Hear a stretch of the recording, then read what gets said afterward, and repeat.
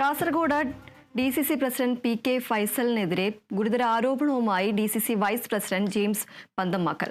സ്ഥാനാർത്ഥിത്വത്തിനും ഭാരവാഹിത്വത്തിനും പണം വാങ്ങുന്നു എന്നതുൾപ്പെടെയുള്ള ആരോപണങ്ങളാണ് ജെയിംസ് ഉയർത്തുന്നത്. DCC വൈസ് പ്രസിഡന്റ് സ്ഥാനത്ത് നിന്നും രാജിവെക്കുന്നതാകും കോൺഗ്രസിന്റെ പ്രവർത്തകനായി തുടരുമെന്നും ജെയിംസ് പറഞ്ഞു.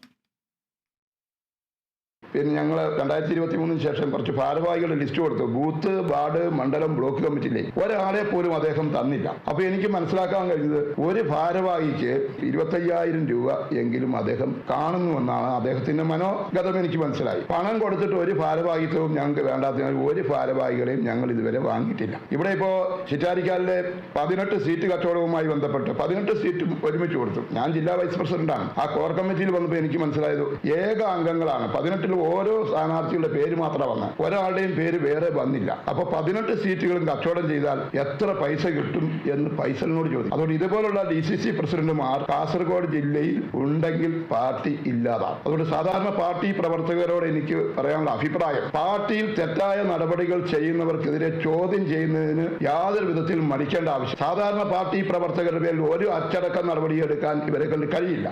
അതുകൊണ്ട് ഞാനും സാധാരണ പാർട്ടി പ്രവർത്തകനാകാൻ പോവുകയാണ്.